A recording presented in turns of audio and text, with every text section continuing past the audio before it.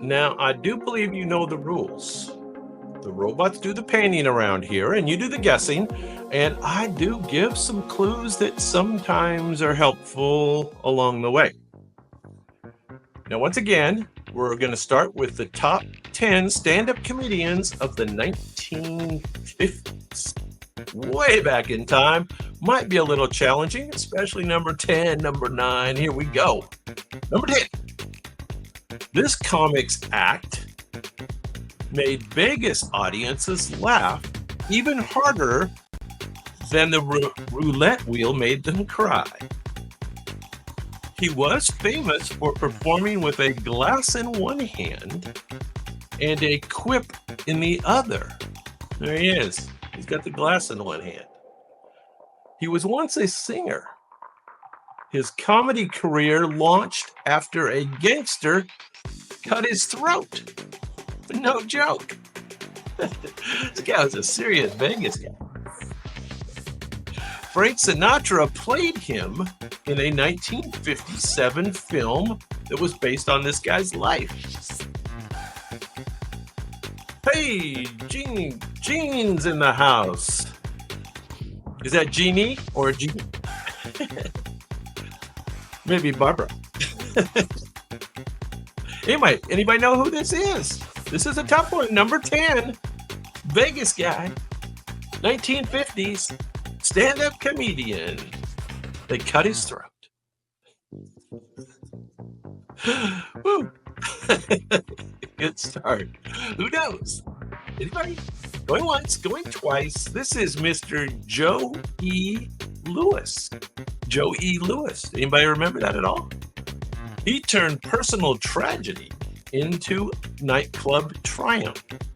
And his legacy is forever linked to the smoky lounges of mid-century Las Vegas. Joe E. Lewis. All right, number 9. They get easier. Here we go. She was dropping punchlines before most comics were dropping their baby teeth. It'll get easier and easier. That was probably the toughest one of the night. She performed in a house dress, but her wit was anything but domestic. One of the first black female stand-ups to earn mainstream success. Anybody know who this is? Her old lady character masked biting commentary on racism and gender roles. Now, I do remember seeing this lady on like some reruns of, I don't know, Sullivan Show maybe, or Carol Burnett Show. Not Hattie. This is a comedian. A trailblazer, she hit the Apollo stage when that was still mostly men's territory. I think it'll sound familiar when I tell you. Any guesses? Going once. They will get easier. Going twice. This lady's name is Moms Mobley. Moms Mobley. Does that sound familiar to anybody? She was born in 1894. She's your landlord, Matt.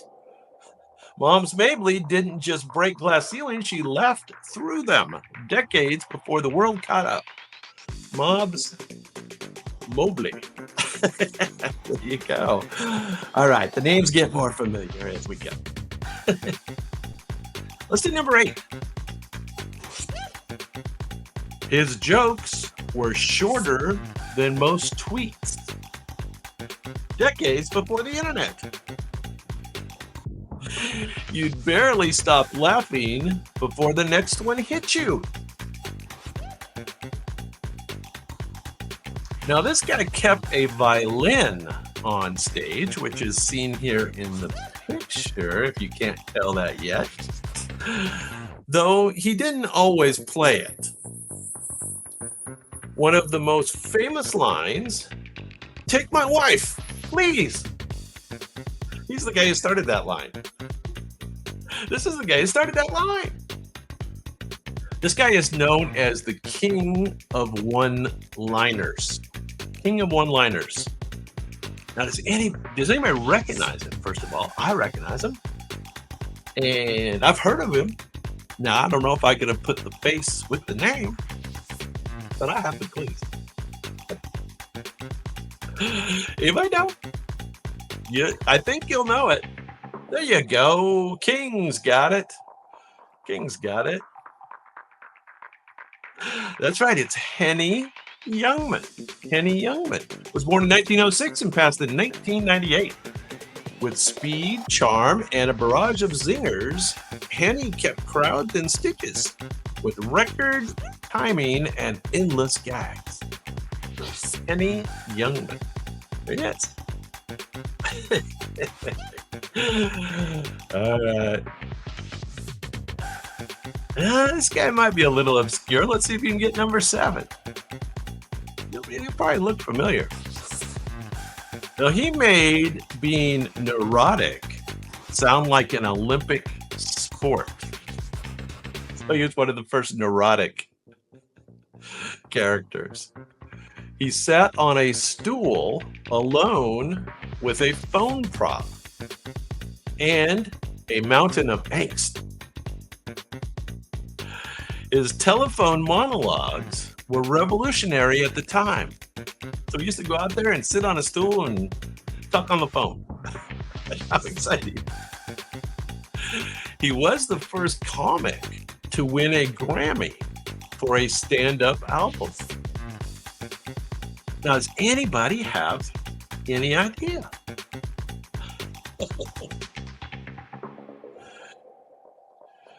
Not Dave Allen. Dave Allen's much later. This is 1950s.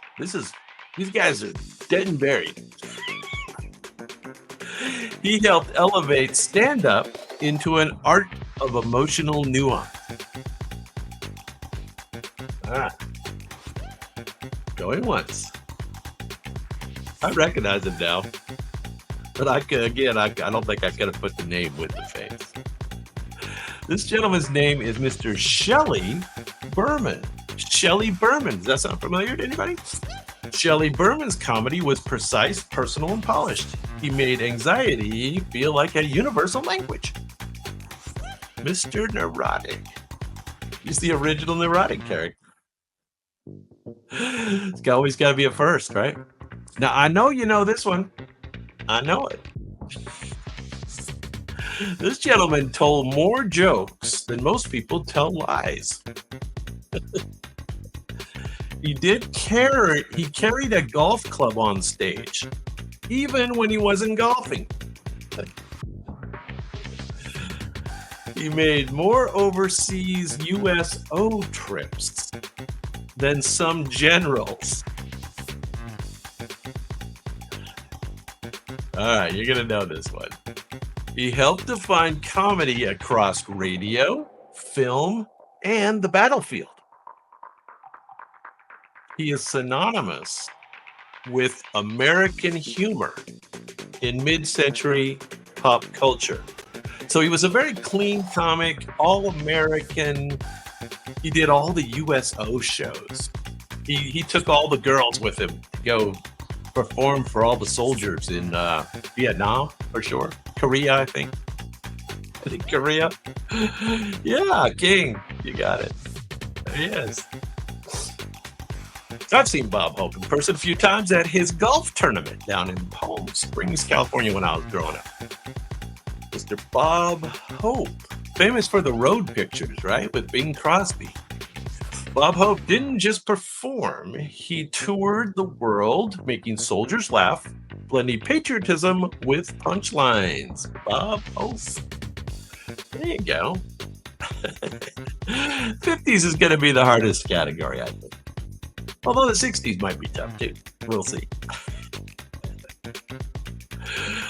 All right, down to number 5. Top 5. Top 5 comedians of the 1950s. Here we go.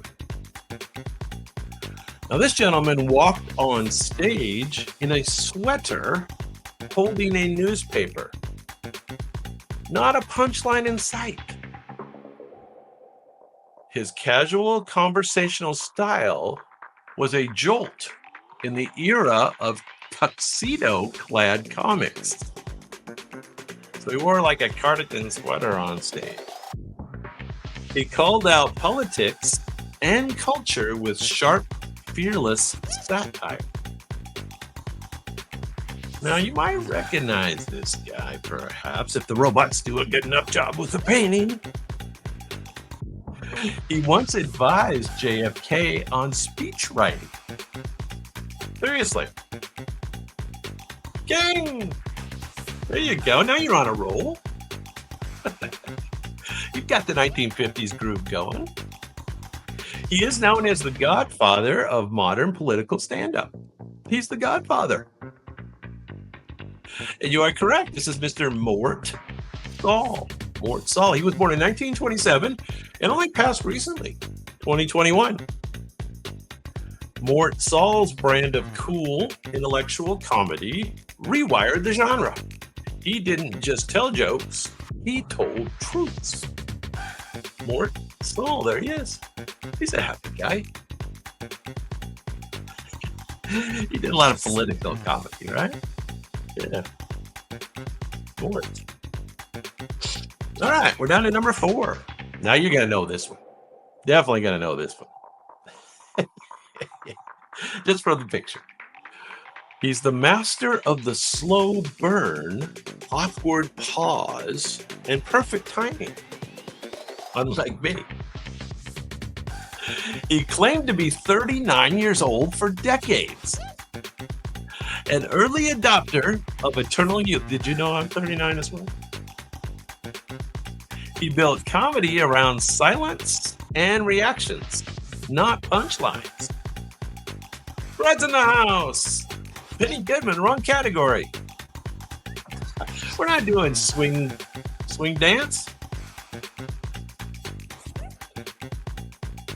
This is top comedians of the 1950s. He's always the straight man, never the fool, except when it got a bigger laugh. There you go. Nice typing there, King. Yeah, you did, kind of. Yeah, you did.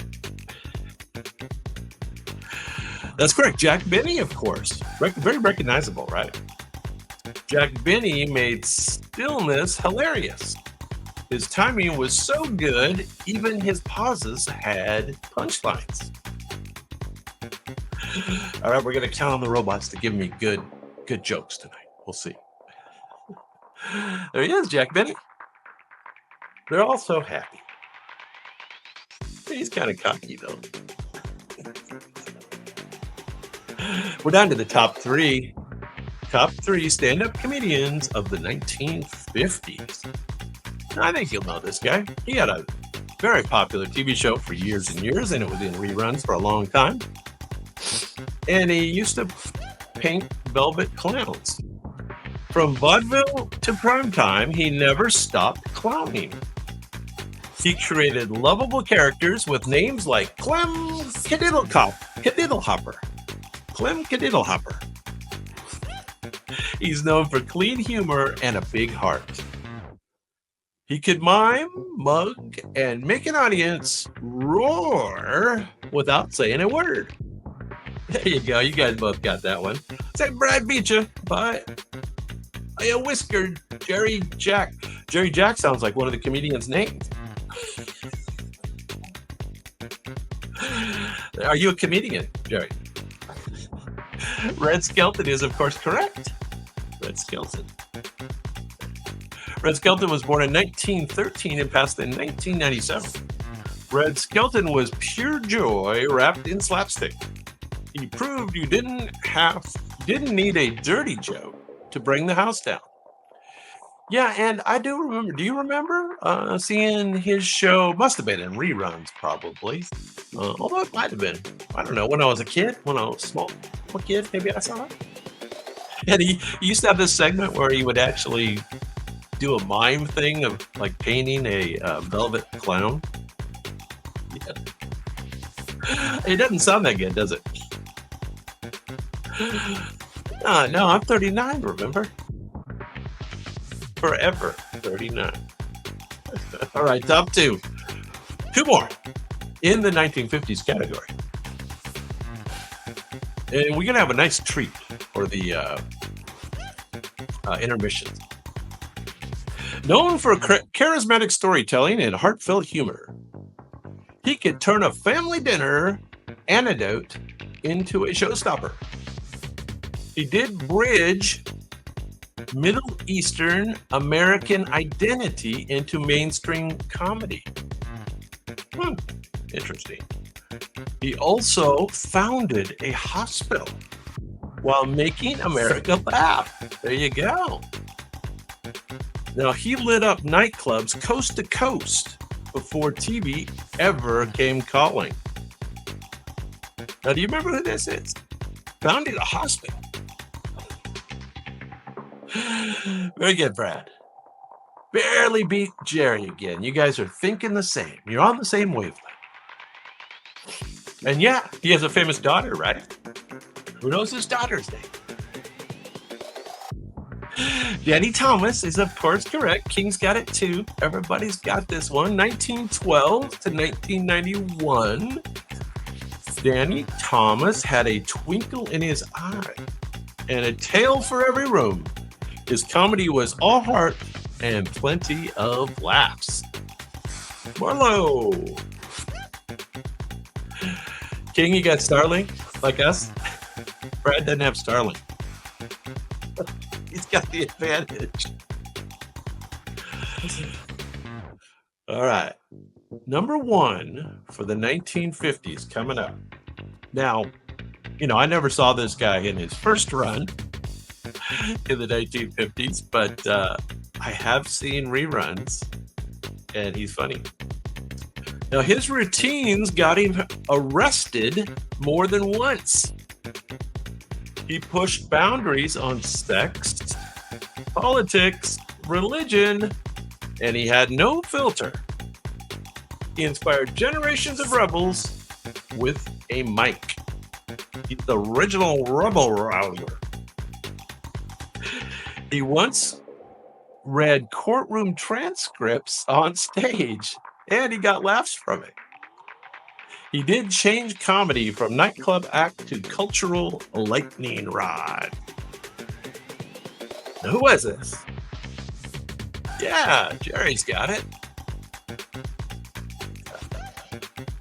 Hey, Rhombus, what's going on, man? Piped in.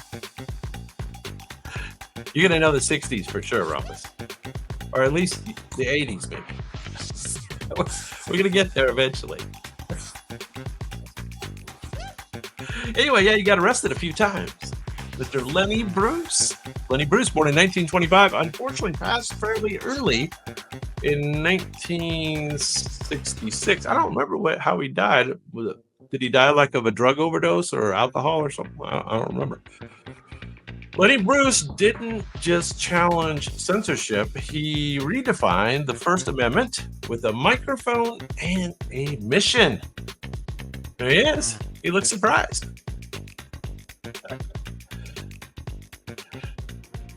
Yeah, Jerry got that one pretty fast.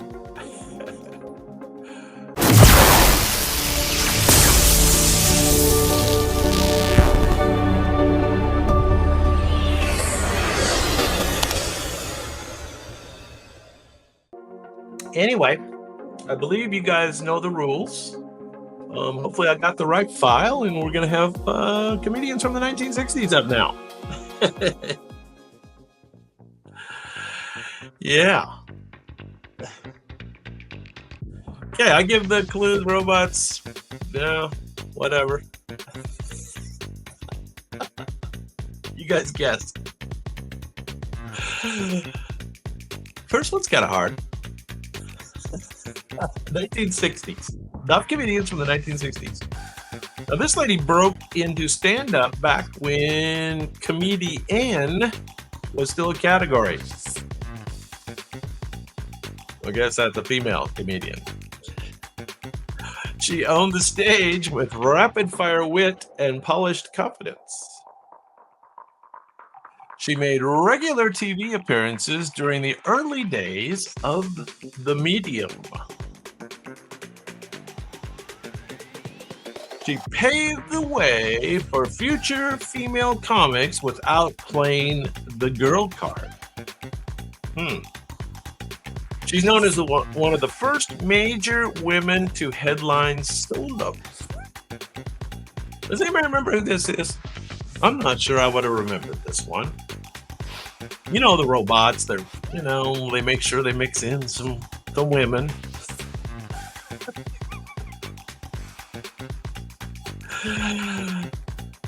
Joanne DeWitt, was she Three's Company? That was much later. This is back in the 60s. Was that like in the 80s? Late 80s? I don't know. Three's Company? Maybe mid 80s. I don't know. Maybe late 70s. This lady's name is Jean Carroll. Jean Carroll. Now you learn something every day on Dave's After Dark. All right, now I wouldn't know this next one either. These first couple are tough. Number 9. Good luck with this one. I recognize him. This gentleman wore disheveled clothes and acted like he got dressed mid-thesis. He called himself the world's foremost authority. Now, I kind of remember that. On everything and nothing. He delivered nonsense in such a brilliant way, it almost made sense. Well, Phyllis, hey, Em, what's going on? Phyllis Diller's a good guess with that hair, but this is a man. I almost remember him being on maybe he was on like Red Skelton or some of those variety shows, right? Inspired absurdist comics like Andy Kaufman. So Andy Kaufman followed this guy later. His act made you question, is this comedy or a fever dream? So like a Robin Williams kind of thing. Anybody remember who this is? This is like the original Andy Kaufman or Robin Williams. And he went by the name Professor. That doesn't help, does it? Nobody remembers, of course. You're going to have to Google it. Just look up his Wikipedia. This is Professor Irwin Corey. Professor Irwin Corey turned gibberish into gold. His baffling genius made confusion a punchline.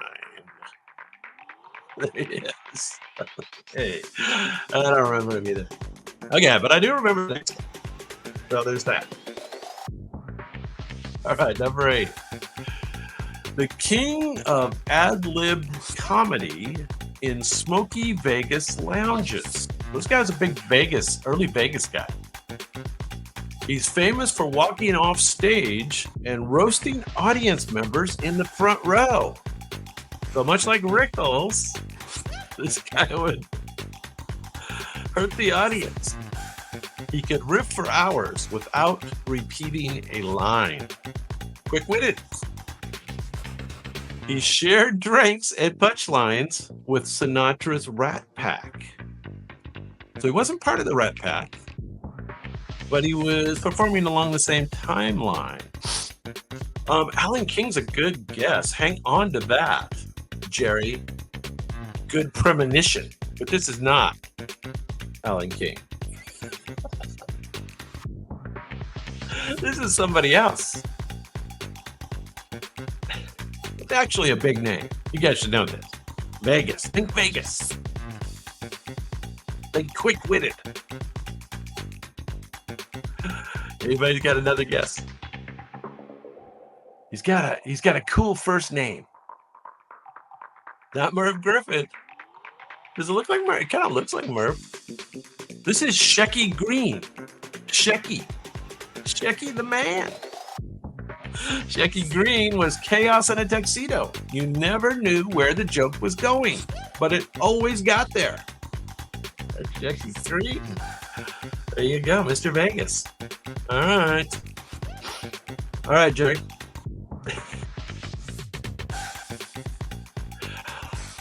Next up, observational humor before it was cool, or it was even before it was even called that. He built routines around airlines, dentists, and suburban strife. Can't really tell who it is yet. but you guys are correct this time. Kevin's in the house. What's going on, man? Good to see you. Welcome back. We're doing top comedians right now of the 1960s, so it's still a ways back there. This guy was a regular on Ed Sullivan and Johnny Carson. He made kvetching an art form.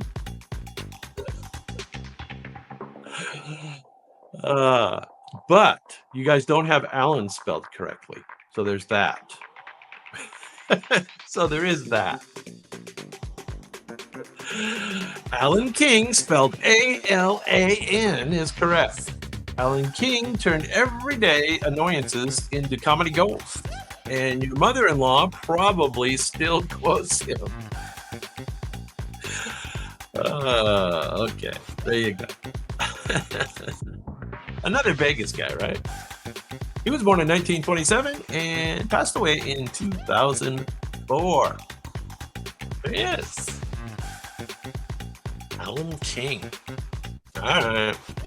You'll know the next guys. It's getting in more into our era here. Number 6. This gentleman, before his hit TV show, was a comedy club knockout. Big stand-up guy. He was famous for his outrageous character, Geraldine. I might have to try to do my Geraldine.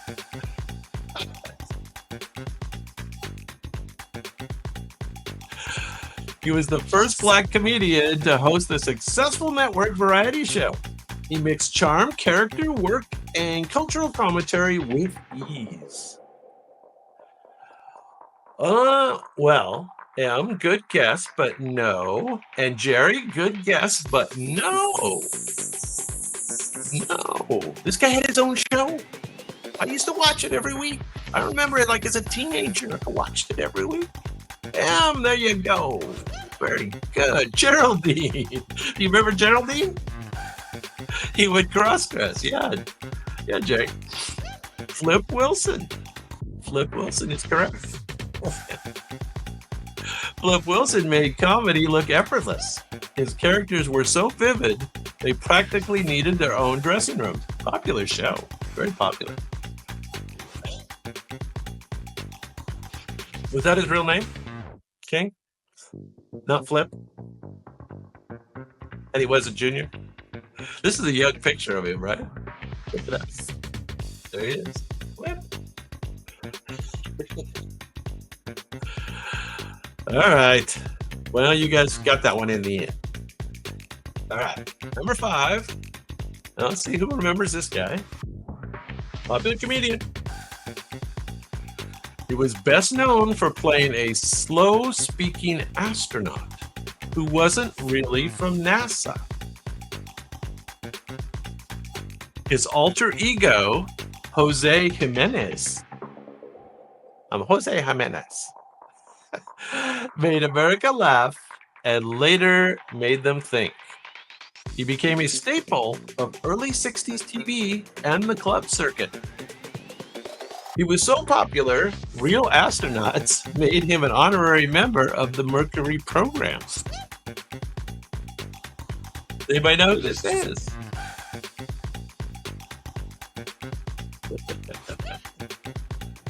Anybody remember this guy? Jose Jimenez. Pretending he was an astronaut. Kind of like our friend Wayne, Brad. Kind of the same. We have a friend named Wayne who pretends to be an astronaut every time he goes out to a strip club. Should have I said that? Maybe I shouldn't say that. There's no secrets here on Dave's After Dark. We'll all have a couple drinks and we talk.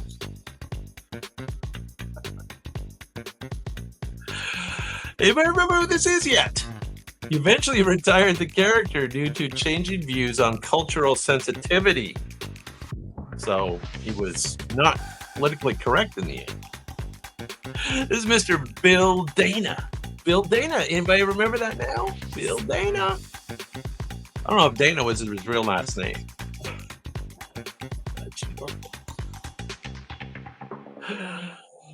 Okay. Well, we'll move on. Moving on. All right. I think you remember this guy. He combined humor with civil rights fire. He started in segregated clubs and went on to roast racism from center stage. He delivered punchlines with a protest sign in the other hand. Yeah, he was kind of political, but it was the rage back then, so that was all right. He actually ran for president as a joke, and then made you wonder if it really wasn't a joke. Who remembers who this is? He is one of the first comics to put activism directly into the act. Anybody know? Anybody remember? This stuff is all going back a bit, isn't it? Maybe we're waiting for the 70s. Yeah, I guess he ran for president as part of his act, right? Which was later followed up by Pat Paulson. Right? He did it later. This is Mr. Dick Gregory. Does that sound familiar? Dick Gregory. That looks like Dick Gregory. Yeah, Pat. Yeah, Richard Gregory, Kevin. Correct. Dick Gregory didn't just make you laugh. He made you uncomfortable in all the right ways, showing how comedy could be weaponized for justice. There you go. Top 3. Ready? This gentleman could become 10 different characters in a single minute. No props. This is the original Robin Williams, for sure. He improvised entire routines out of thin air and audience cues. He was a big influence on Robin Williams, Jim Carrey, and every improv comic after. There you go, Brad.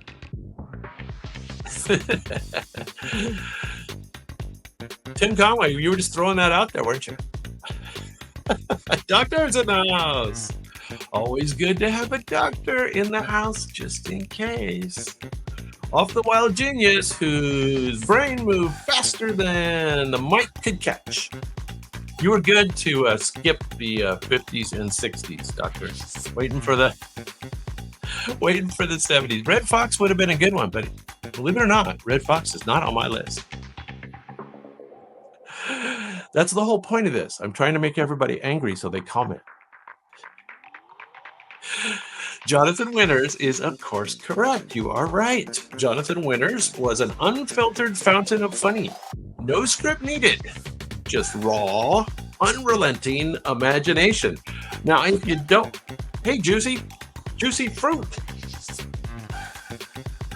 Jonathan Winters was a crackout. If you haven't seen much Jonathan Winters, there's some funny Jonathan Winters stuff available. Okay, we're doing the last top 2 of the 60s. Top 2 of the 60s. You know them both. They're both huge. Number 2. This was the master of the one-sided phone call. He delivered deadpan absurdity in a slow, stammering whisper. His debut album topped the charts. He beat Elvis. Comedy got big, I guess. He became a TV icon, but always circled back to stand-up. So he kept doing stand-up. You got it, Doctor. You got it. He made awkward pauses and buttoned down nerves into comedy's new rhythm. Now, a little known fact is he actually was Don Rickles' best friend. Him and his wife used to go on like cruises and stuff with Don Rickles and his wife. They were friends. Bob Newhart made awkwardness cool and made you believe that sometimes the funniest thing is what isn't said. And of course, he had a couple different TV shows, right? Yeah. Yeah. Bob Newhart is correct.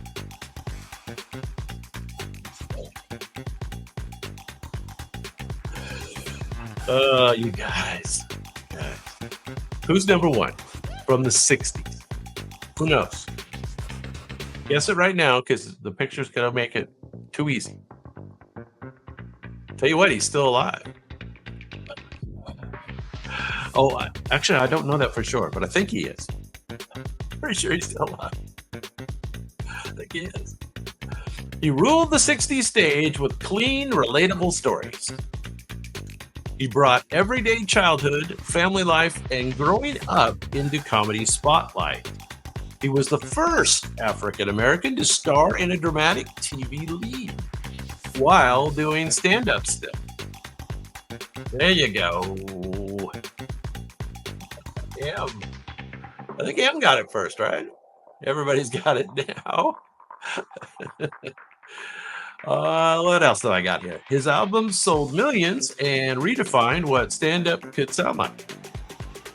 It was noted here strictly for his historic comedy influence in the 60s. Bill Cosby's 60s comedy reshaped stand-up through warmth, structure, and storytelling, changing the form before his later legacy became complicated.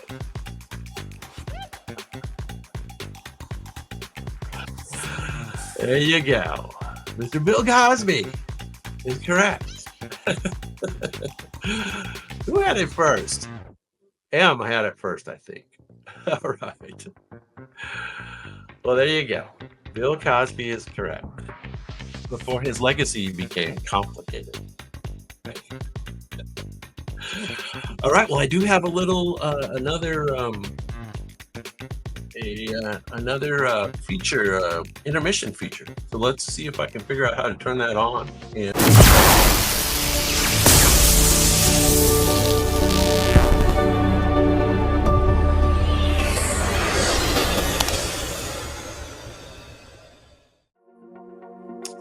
you know the rules. Robots do the painting, you do the guessing, and I do give a few clues along the way. Now we're gonna do the top comedians of the 1970s now. So hopefully it gets easier. Let's see if it does. The first one won't be easier. Number 10. She performs smart, fearless comedy in rooms mostly of men. And she crushed it. She joked about relationships, politics, and being a woman with no apologies. She was one of the first female comics to finance her own special. She was a regular on late night shows, but still edgy enough for the underground cred at the clubs. She proved funny, didn't need a gender, just a mic and a voice. I don't know if this looks that much like her. Does anybody know? Now we're into the 70s. So she's a great stand-up comedian, did all the shows. You'll know her name when I tell you. She was born in 1952, and she's still alive today. So she's got that going for her. Anybody know? Going once? Bloom. Well, you know, there's two O's and a B in her name. So, and an L too, actually. Hey, Jan, what's going on? We're doing top comedians of the 1970s. Anybody recognize who this is? She actually looks really good there. This is Elaine Boozler. Does anybody remember that? Elaine Boozler. All right. You're going to know the rest of them. 1970s. Number 9. Here we go. This gentleman invented postmodern comedy. While other comics were still doing impressions, he had a routine about a failed ventriloquist act, but he didn't have a dummy. He later became an acclaimed writer, actor, and director. So yeah, this guy did more than one thing, but he never stopped doing stand-up. He parodied stand-up itself before it was cool. Did you have that one, Dr. Boozler? That was good. No, it looked better than her, didn't it? I shouldn't say that. Who knows who this is? He helped launch the idea of meta comedy. There you go, doctor. Always good to have a doctor in the house. Albert Brooks is correct. Born in 1947, and it says he's still alive today. I shouldn't act so surprised.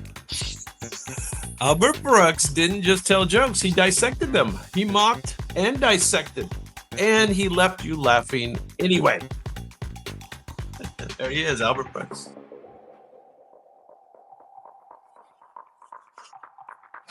I got a tickle in my nose. Excuse me. Woo. All right. I might just break out laughing uncontrollable. Number 8. Now this one's a little obscure. He was beloved by comics, though, even if you didn't know his name. So the robots know he's obscure. He delivered punchy, smart one-liners with perfect rhythm. I can't tell who it is yet. Robots have that kind of like oil style going. A constant presence on the Letterman couch. But David Letterman loves him. Does David Letterman look like the Ayatollah to you guys? Have you seen David Letterman lately? He kind of looks like the Ayatollah. He can make the absurd feel oddly logical.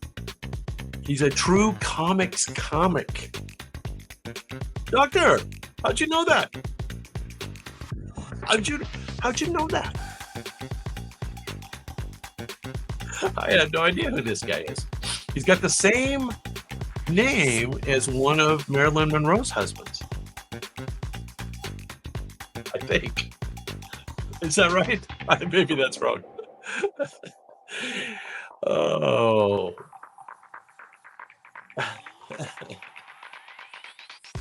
Don't you think Letterman nowadays looks kind of like the Ayatollah? George Miller is correct. George Miller. George Miller might not have been a household name, but in the comedy circles, he was royalty. There you go, George Miller. Does he look familiar to you now? No, just from Letterman, right? All right, I think everybody's got to know this guy. Here we go. Number 7, 1970s. Nervous, sweaty, black clad, and utterly brilliant. Yeah, he always wore black. He turned self-loathing into an art form. A lot of self-deprecating humor. He obsessed over relationships, his parents, and his neuroses. Neuroses. His delivery was part therapy session and part stand-up marathons. He was a major voice of neurotic New York comedy. So there's the key clue. Oh, you guys got it already. Sorry, I didn't look up. I was busy acting out my clues. You are correct, Doctor. Yes, you are correct. This is Mr. Richard Lewis.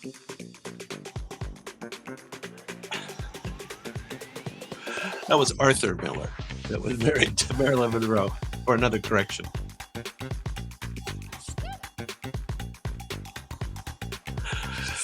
Yeah, he had like a TV show, didn't he? They have like a series later on, recently. Richard Lewis did pass in 2023, though, unfortunately. Richard Lewis is correct. Richard Lewis made being miserable hilarious and made you feel better. There you go. All right, you know this next guy. This guy was a Carlin regular. He popularized observational comedy before it was a genre. He guest hosted The Tonight Show more than anyone else during the 1970s. He joked about everyday life with slick delivery and a Philly accent. He made you laugh about parking tickets and grocery lines. He brought a guy from the neighborhood vibe to prime time. There you go. Dr. Brad. Doctor always has the short version, and Brad brings it in with the full answer. Stacy's in the house. Good one, Stacy. You are correct. David Brenner. Yeah, Rapido. Rapido answers. Very good, David Brenner. David Brenner made the mundane memorable, and he made late night TV feel like your living room. And yeah, he did. He guest hosted Johnny Carson many times. I remember I was always, kind of disappointed when I saw David Brenner was on because I love Johnny Carson so much. But, sorry, Dave. He's happy anyway. Look at him. He's smiling. He doesn't care. All right, top five. Top five from the 1970s. Here we go. Now, this lady walked on stage with a purse and a sharp tongue.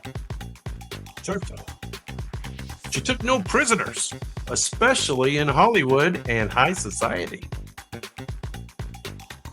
She openly talked about sex, age, and plastic surgery before anyone dared.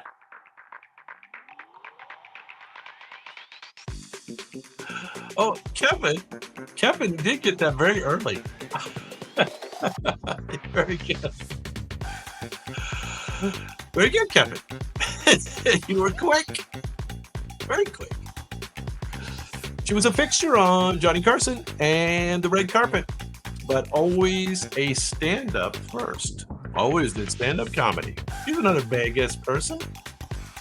It was back in the day when stand-up comedy was huge at Vegas. She was famous for the line, "Can we talk? Can we talk?" And then she'd rip on somebody, right? Yeah. Joan Rivers is, of course, correct. Kevin got it early. It's not Dr. Ruth. It's not Phyllis Diller. Both good guesses. Joan Rivers didn't just break rules. She incinerated them, all while delivering laughs at lightning speed. I think the day she died, she was still claiming Michelle Obama was a man. I'm pretty sure. So there's that. Joan Rivers. All right, number 4. You know this guy. And I did see this guy live in San Francisco in a cool old club when he was right in the heyday. He played the banjo while wearing a fake arrow through his head. And later he sold out arenas. He revolutionized absurdist.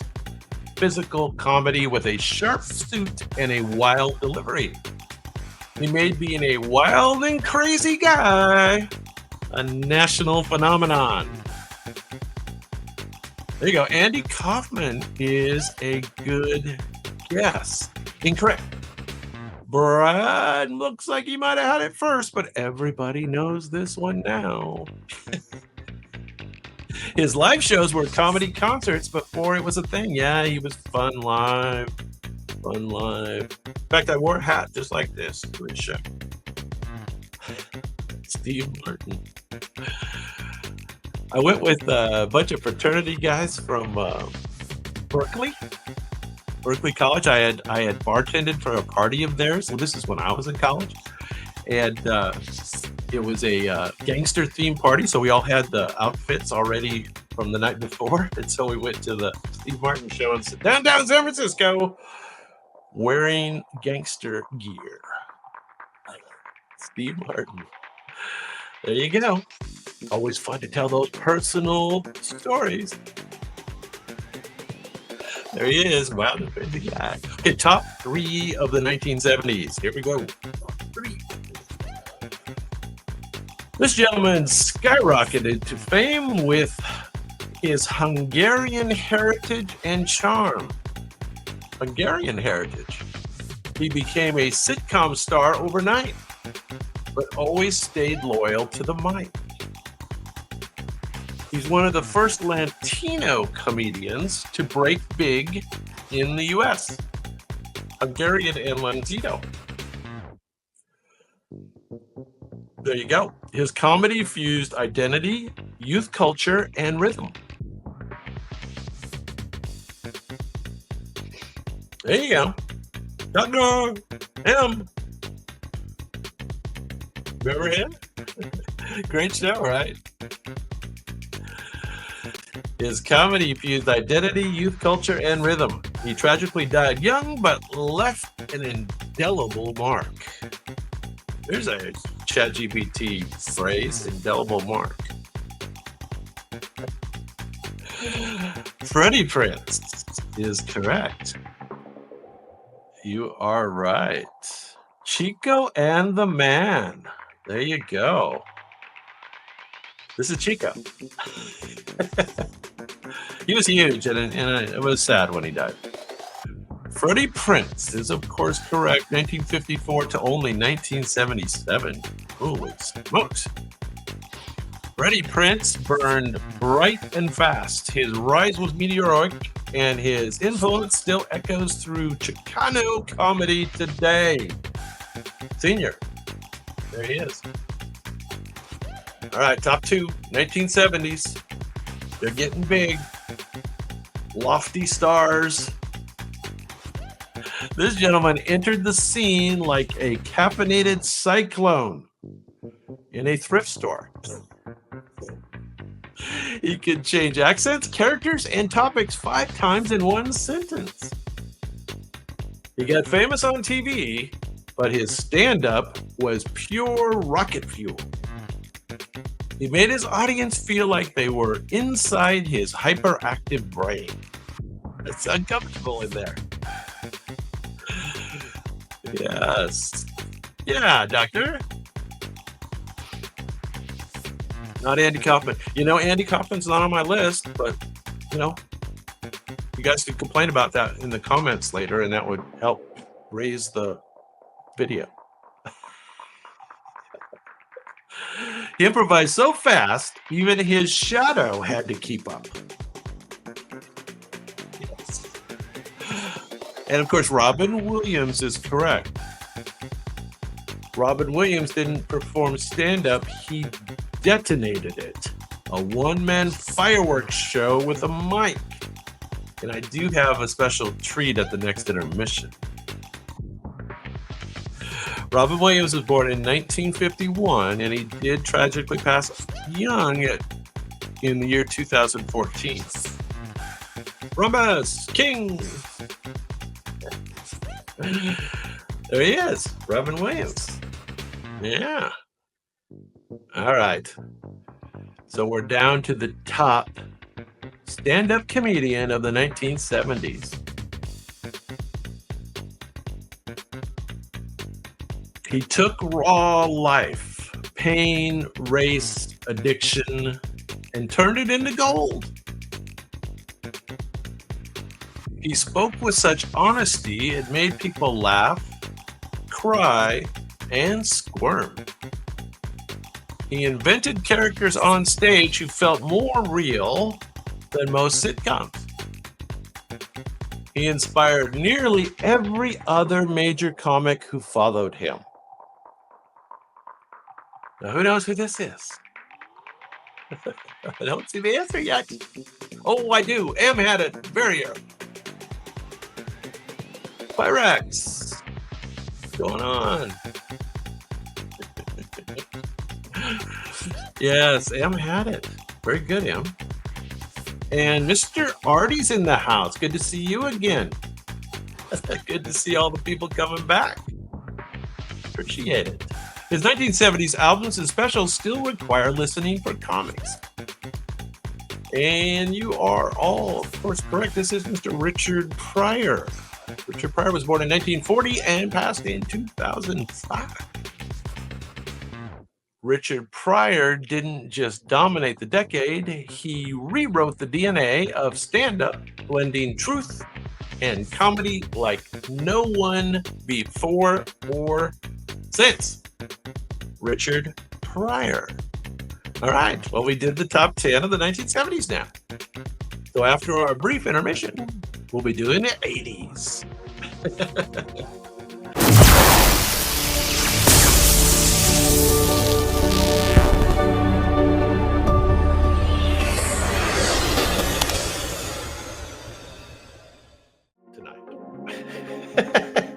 You can just kind of sit back and passively enjoy. All right, let's do the 1980s. So I'm thinking you guys probably know the rules to this game. And robots paint. You guess, I give the clues. Here we go. Anyway, number 10. This lady rocked blazers, bow ties, and a quirky intelligence. She was famous for talking to the audience like they were neighbors. Neighbors she barely trusted. Master of improvising entire sets from crowd conversation. Dry, witty, and smarter than your honors student. Doctor, how'd you know that? Very good. That was pretty quick. A staple of NPR and 80s club circuits alike. Was she on NPR? You are correct. It is Paula Poundstone. Paula Poundstone. Paula Poundstone made comedy personal, spontaneous, and a little wonderfully awkward. Like dinner with your funniest introverted aunt.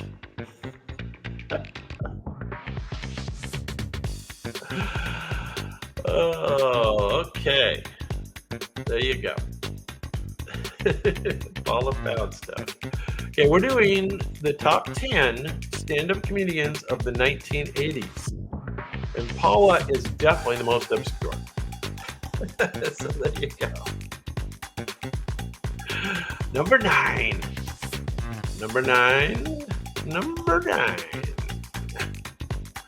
This gentleman started with stand-up, not with game shows.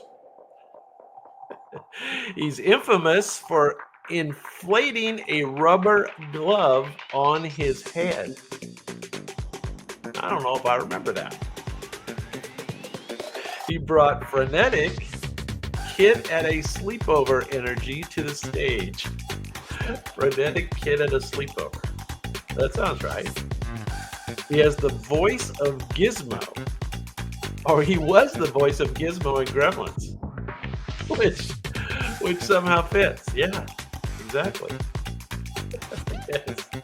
Yes, you guys got this one pretty quick again. Doctor, run. Canadian. That explains things. He once banned from Vegas. He was once banned from Vegas for being too weird. Nah, I do not remember that. And you are correct. It's Howie Mandel. Howie Mandel. Howie Mandel was unpredictable, kinetic, and impossible to ignore. Part stand-up, part human pinball.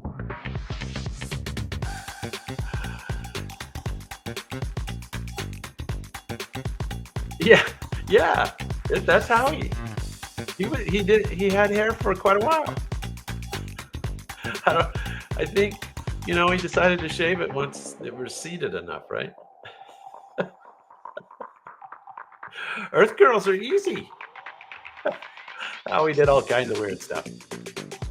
There you go. All right. You'll know this lady. She's been around forever. Soft-spoken, but her punchlines hit like darts. She's famous for dry delivery and precision timing. Another Vegas person. One of the first women to headline Vegas in the comedy boom.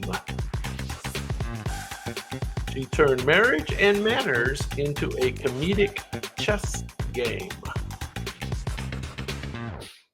Who knows who this is? He is a germaphobe. How he is. You know who this is. Miss Las Vegas. He said things like, I love being married. It's so great to find that one special person you want to annoy you for the rest of your life. Lots of marriage jokes. Not Roseanne. And yes, it is Rita something. Who knows what the something is? Rita Moreno. She's not a comedian.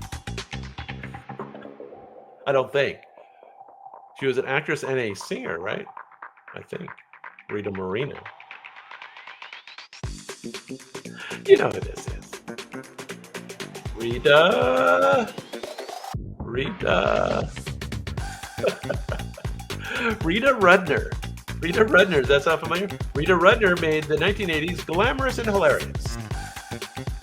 There you go. Rita Rudner. I guarantee you know this one. There you go, Brad. You got it. And we can't blame slow internet. This gentleman entered with a leather jacket, a cigarette, and zero chill. He mixed nursery rhymes with pure shock value.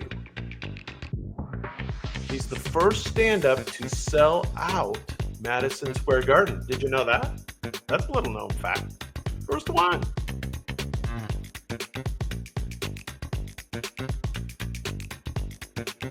So, Brett, not bad, good typing. I think Rhombus had it first anyway. Way to do it, Rhombus. The first stand-up to sell out Madison Square Garden. He created the Dice Man persona. Crude, loud, and unforgettable. He was banned from MTV, and then that made him even more famous. You are correct. This is Andrew Dice Clay, who's kind of had a comeback lately, right? Am I right on that? I think so. Andrew Dice Clay was a walking controversy, either loved or loathed, but never ignored.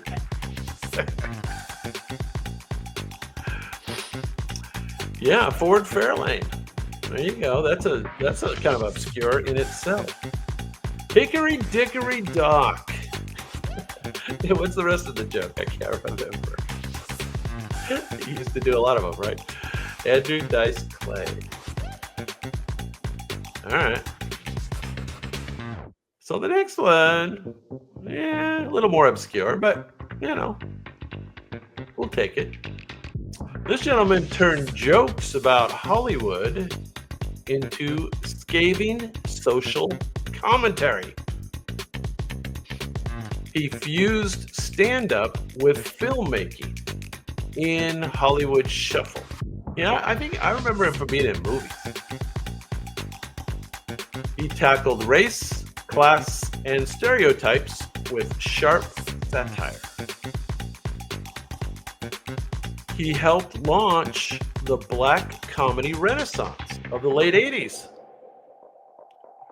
His humor came with a conscience and a killer punchline. There you go. You guys knew it. M. Duggar.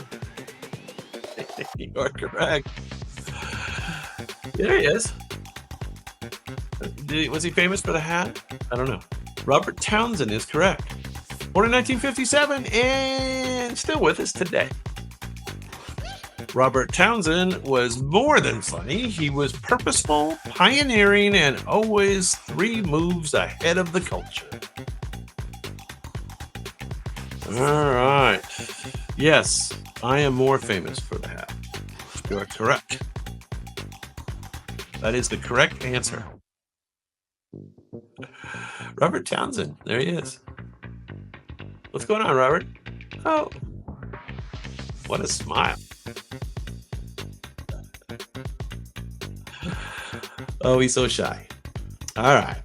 Top 5. Ready for the top 5 from the 1980s? Top 5 from the 1980s. Here we go. Number 5. He screamed his jokes like a cat in a blender. It's so accurate. And we loved it. Yeah, you couldn't understand what he was saying. He had a voice that sounded like static got stuck in his throat. He played chaotic weirdos in movies, but started with explosive stand-up. Yeah, there you go. You guys know it. Brad, you got that one first? Mr. 1990s. Well, 1990s are next, mister. So hang in there. They're coming up next. He once lit a chair on fire on The Tonight Show. He combined unpredictability with surreal social commentary. Unpredictable. And yeah, what was with that voice? Or that hair? Bobcat Goldthwait. Goldthwait. Bobcat Goldthwait. Born in 1962. Still with us today. He's got that going for him. Bobcat Goldthwait was a mad genius in a thrift store blazer. Pure 1980s comedy anarchy in human form. The Bobcat. Yeah, I used to love him too. I used to think he was funnier now. Bobcat. He was in some movies, wasn't he? How about that? All right. Top 4. This guy's pretty recognizable. He sounded half asleep, but dropped some of the most mind-bending lines in stand-up. His entire act could have been printed on fortune cookies or stone tablets. I'm not sure I understand that. He delivered each line like it might be the last thing he ever said. I spilled spot remover on my dog. Now he's gone.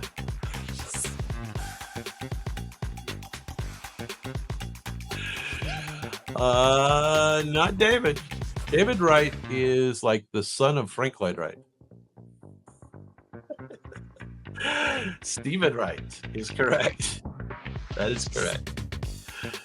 Stephen Wright, born in 1955 and still with us today. Miracles of miracles. Stephen Wright whispered the weird truths of the universe, one deadpan masterpiece at a time. Yeah. So I'm remembering him for being so deadpan, right? He's minimalist.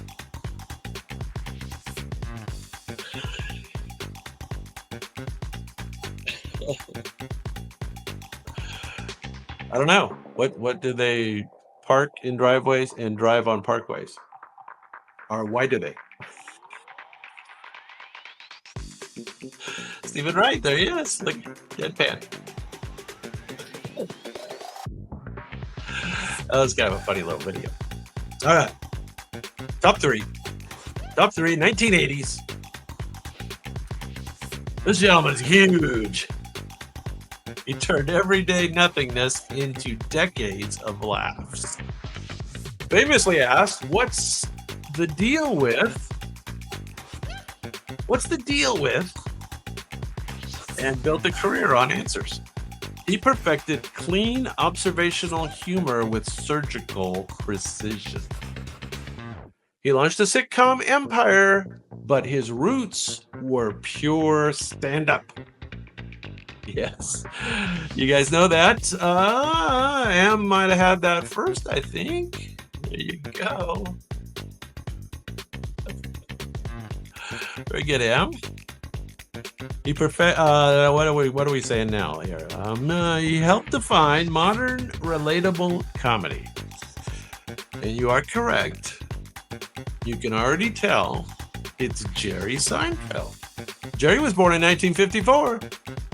And knock on wood, he's still with us today. Jerry Seinfeld made the trivial profound and the mundane feel like prime time gold. It's hard to believe there's two above Jerry Seinfeld from the 1980s. But there's two better stand-up comics. Newman. George. A lot of funny stuff. All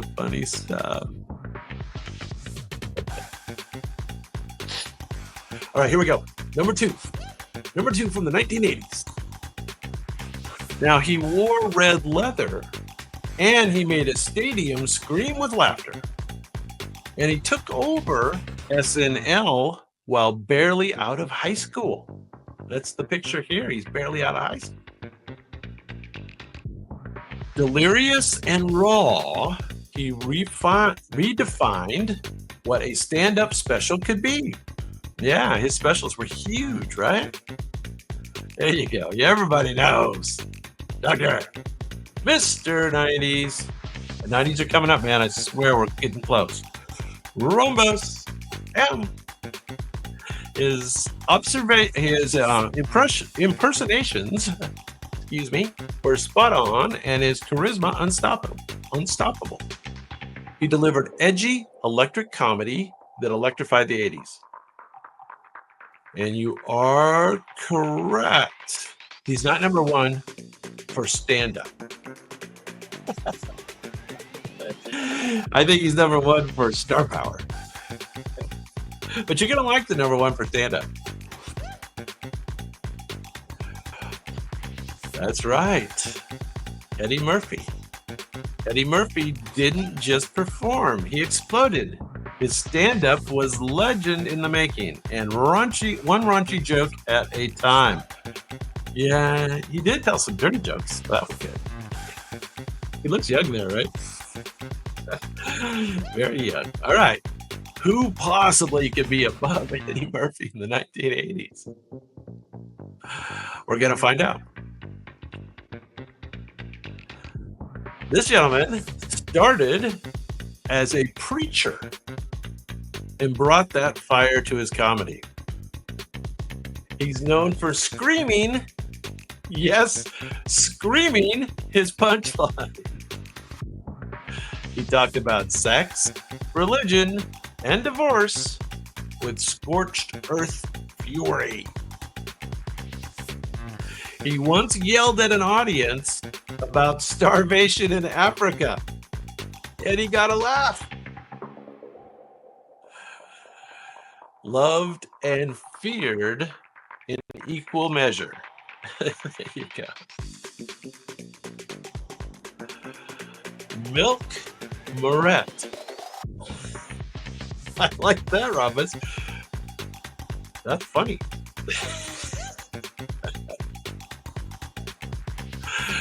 Yes, Sam Kinison is correct. Sam Kinison was born in 1953. Unfortunately, did pass away a long time ago, 1992.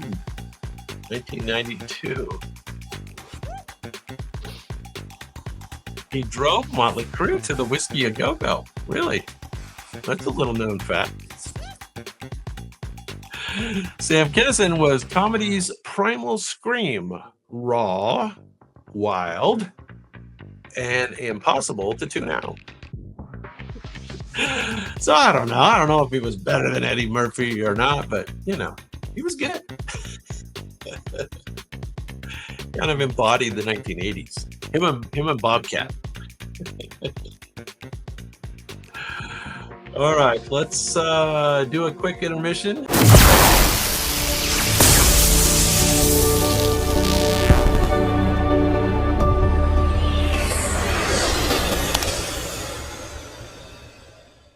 All right. You know the rules. Robots paint. You guess. And I do give you a few clues to try to throw you off along the way. Now, this is our fifth category. This is the top 10 stand-up comedians of the 1990s. 1990s. All right, here we go. Number 10. He turned redneck pride into a multi-million-dollar punchline. His signature, "You might be a redneck," became a cultural juggernaut. He made Southern stereotypes self-aware and hilarious. He anchored the Blue Collar comedy tour as it got started. Yeah. Mister, you are Mr. 1990s.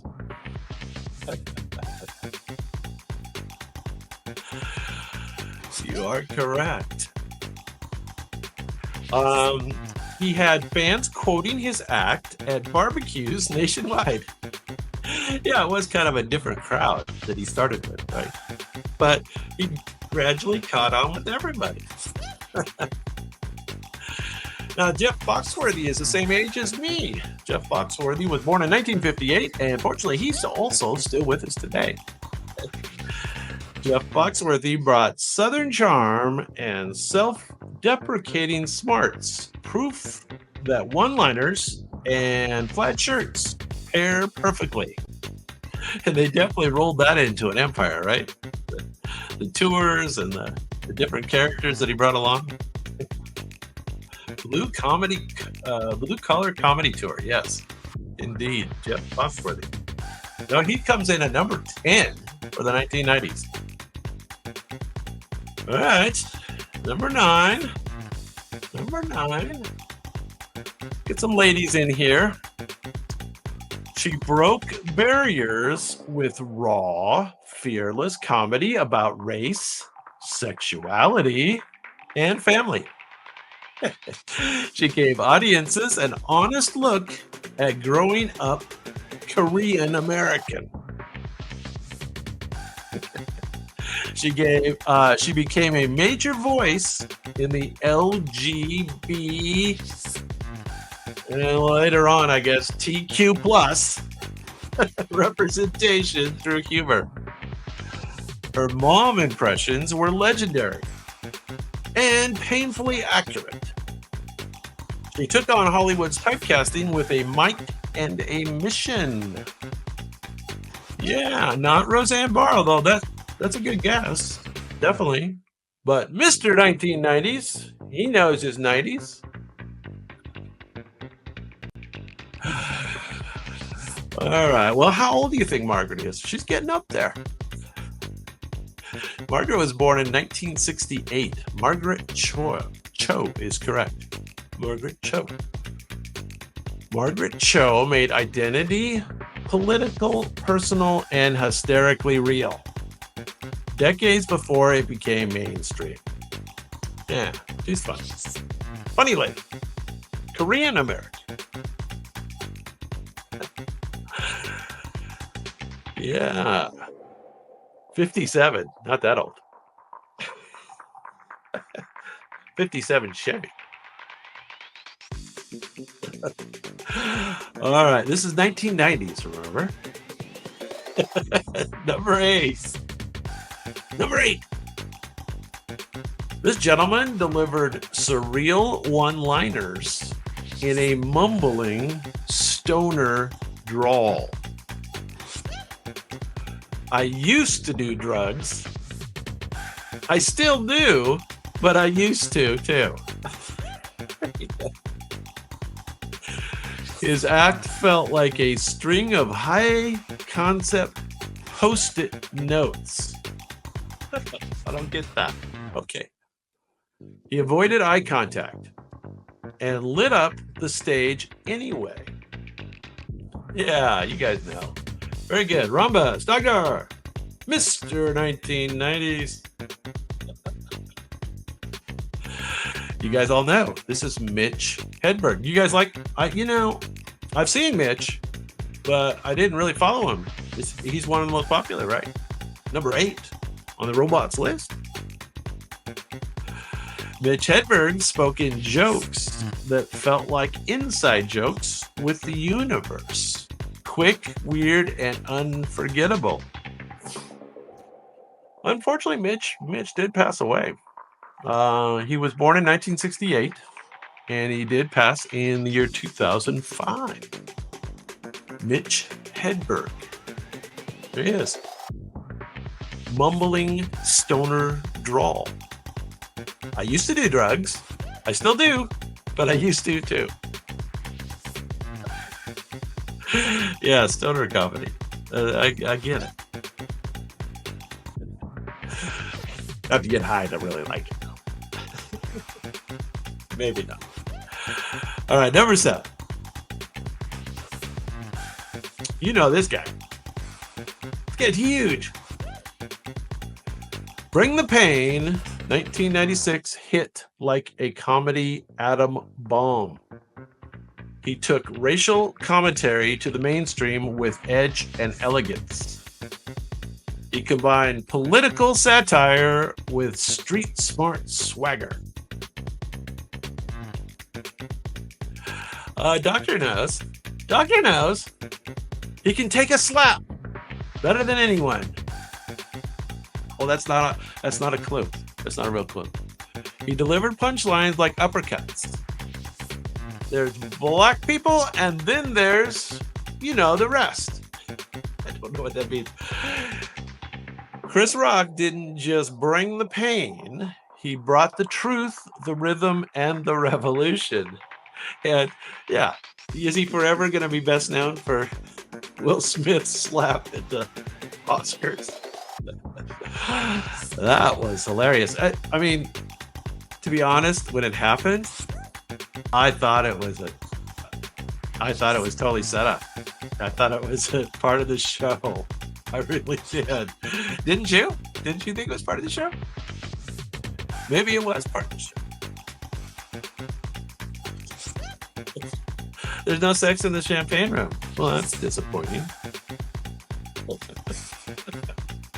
Chris Rock. All right. Number 6. You know this lady. Blunt, brilliant, and razor sharp with a side of sass. She took on gender, race, and politics with zero hesitation. Her voice alone could punch through a brick wall. Comically. She made her mark in stand-up before dominating TV. Yeah, you guys know. Let's see, who got it first? The Doctor, Mr. 1990s, King's in the house still. OG. The OG's in the house. She's known for quips like, I'm not political, I'm common sense. And that's what Donald Trump says too, I think. They got that in common. Wanda Sykes is what happens when stand-up gets a backbone and wicked sense of humor. Always sharp and never safe. Wanda Sykes was born in 1964 And of course, she is still with us today. There she is. Wanda. All right. There she is. She's happy. Look. Oh, yeah. She's very happy. All right. Top 5. We ready for the top 5 from the 1990s? Top 5. Here we go.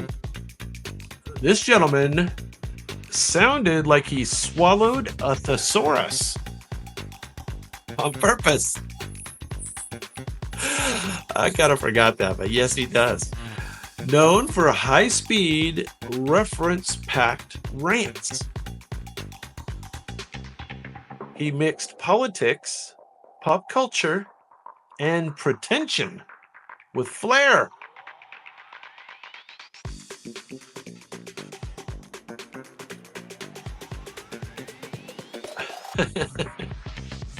This is top 5 of the 1990s. Top 5 of the 1990s. Yes. Ramos knows. Shocker. Mr. 1990s, of course, knows. He did anchor the weekend update on SNL with cerebral bite. He left audiences thinking, wait, was that funny? Or was it just true? He had that great delivery where it would really make you think, right? And it took a while to hit. Oh, Dennis Miller. Dennis Miller. Well, he's quite a bit younger in the picture. Dennis Miller was born in 1953. And he's still with us today as well, as far as I know. Dennis Miller made you Google after the punchline and somehow made intellectual arrogance charming. Intellectual arrogance charming. Yeah, one of my favorites too. I love this. All right, top 4 of the 90s. Top 4 of the 90s. Top 4 stand-up comics of the 90s. Nightclub comic who owned the late sets. Went on late. He was raw, he was unfiltered, and often completely inappropriate. His delivery was rapid fire, sarcasm wrapped in late night grit. He starred in Insomniac, a cult favorite stand-up travel show. No, I'm not familiar with that. Insomniac. That was a travel show, huh? Kind of like the Jeff Foxworthy thing, kind of, only a lot different. He's often called the best comic you've never heard of. Yeah, it is Dave something. I'm Dave something too.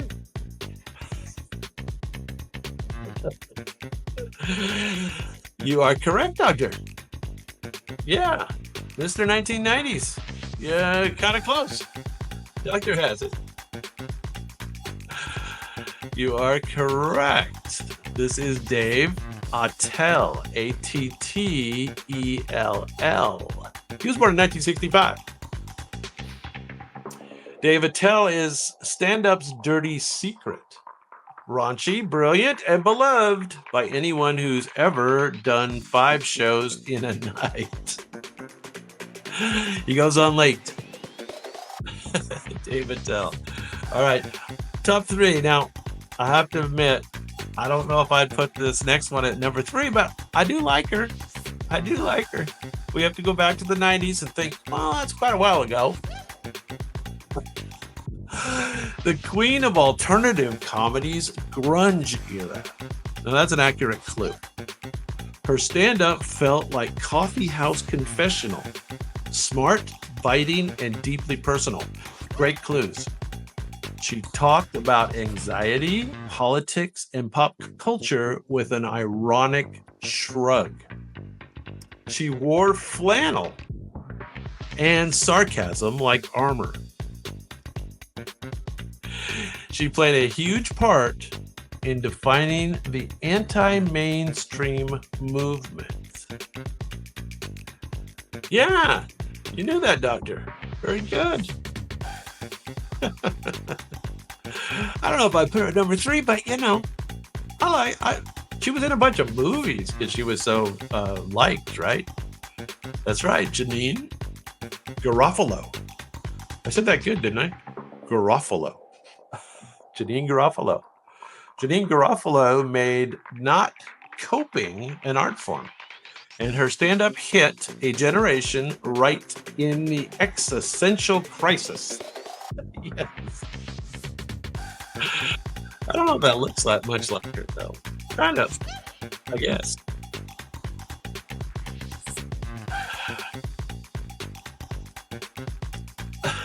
Yeah. Janine, there you go.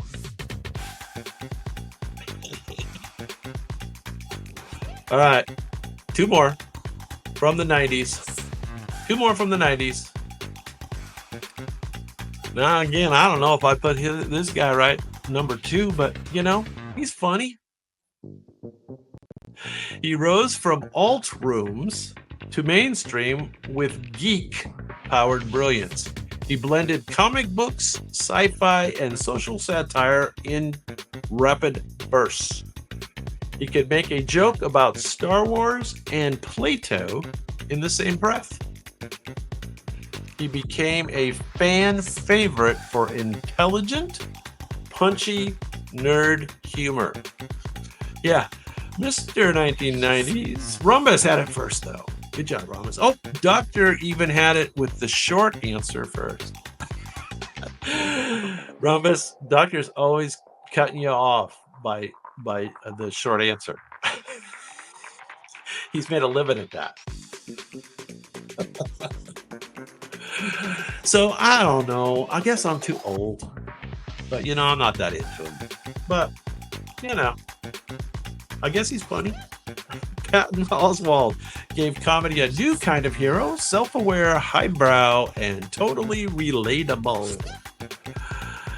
Yeah. Patton Oswalt. Yeah, Doctor's made a living out of beating you, Rhombus, by a few seconds with the short answer. All right, now I think everybody can agree. Now, the number 1 is number 1 for the 90s, but he actually has been around for 3 decades. But he had a comeback in the 90s. He reinvented himself again in the 90s as a fiery oracle of doom. Specials like Jammin' in New York and You Are All Diseased. Cut deep. You were all diseased. I don't remember that. He took on politics, media, and society with surgical sarcasm. He was older, he was angrier, and he was sharper than ever. And he still made you laugh. Just before he made you really nervous. Yes. Of course. You guys all know. Mr. 90s. Oh, Doctor with the short answer again, though. Boy, Doctor, you're doing it. If we were playing for money, Doctor, I don't know if we'd count it. Because we're not playing for money. Although people have suggested that we should play for money. Or for drinks or something, right? George Carlin didn't just stay relevant. He became prophetic in the 1990s. He wasn't a comic. He was a truth bomb with a mic. George Carlin was born in 1937 and did pass away in the year 2008.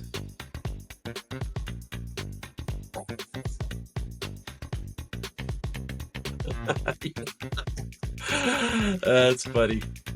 Yeah, I know it. Well, folks, that is all, folks. I need the Looney Tunes Porky Pig ending.